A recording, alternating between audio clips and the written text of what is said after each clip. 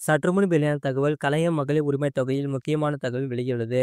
அது என்னத்துல பார்க்க போறோம். நீ நம்ம சேனல் சப்ஸ்கிரைப் பண்ணாம இருந்தீங்கன்னா மறக்காம லைக் பண்ணிக்கோங்க, சப்ஸ்கிரைப் பண்ணிக்கோங்க. மற்றவர்களுக்கு தெரியப்படுத்த ஷேர் பண்ணுங்க.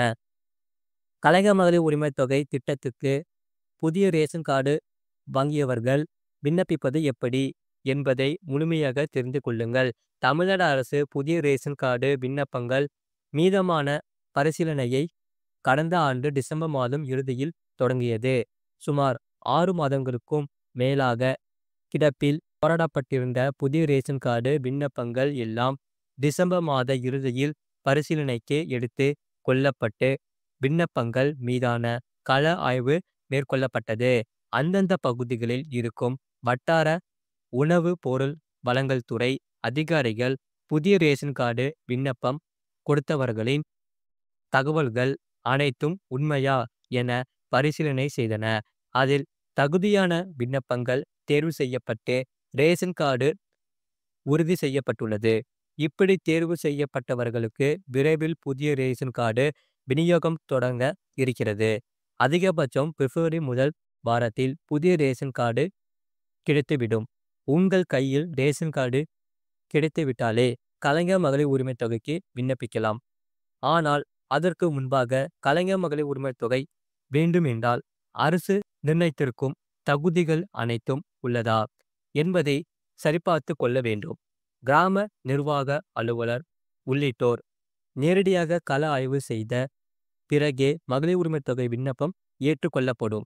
ஒருவேளை கள ஆய்வில் நீங்கள் கொடுத்திருக்கும் தகவல் உண்மை இல்லை என்றால் உங்களின் விண்ணப்பம் நிராகரிக்கப்படும்.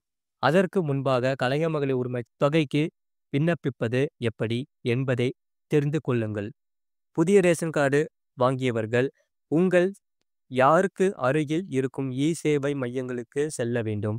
அப்போது Aadhaar card, ration card, passport size புகைப்படம் எடுத்து செல்ல வேண்டும்.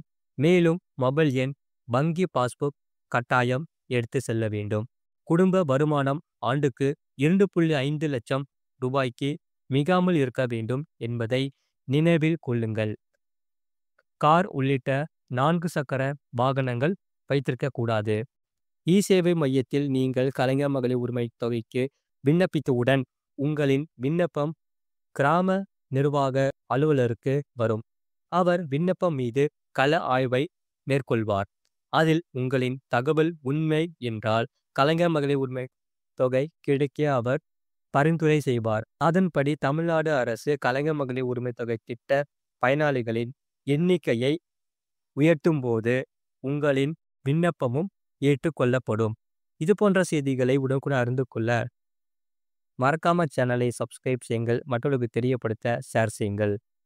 அது மட்டும் இல்லாமல் ரேஷன் கார்டில் திருத்தம் செய்ய சிறப்பு வாய்ப்பு. தமிழக அரசு புதிய அறிவிப்பு.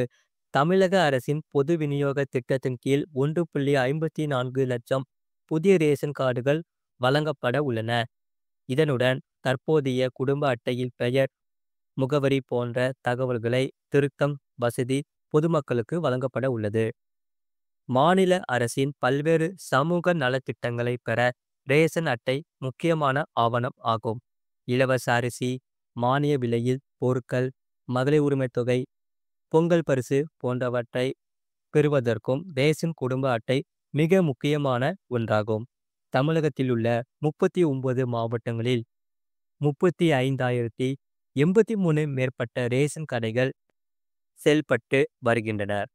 இதில் 2.25 கோடி குடும்ப அட்டைகள் உள்ளன.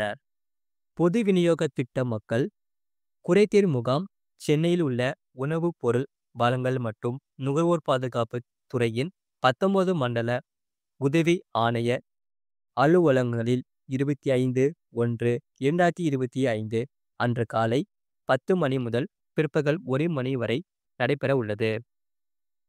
பொது விநியோக திட்ட மக்கள் குறைதீர் முகாம் சென்னையில் உள்ள உணவு பொருள் வழங்கல் மற்றும் நுகர்வோர் பாதுகாப்பு துறையின் 19 மண்டல உதவி ஆணைய அலுவலகங்களில் நடைபெறுகிறது.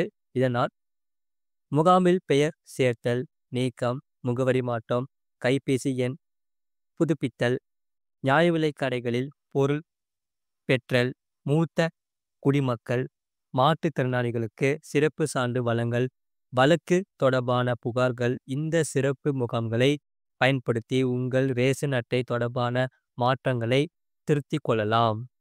இது போன்ற செய்திகளை உடனுக்குடன் அறிந்து கொள்ள மறக்காம சேனலை சப்ஸ்கிரைப் செய்யுங்கள். மற்றவர்களுக்கு தெரியப்படுத்த ஷேர் செய்யுங்கள்.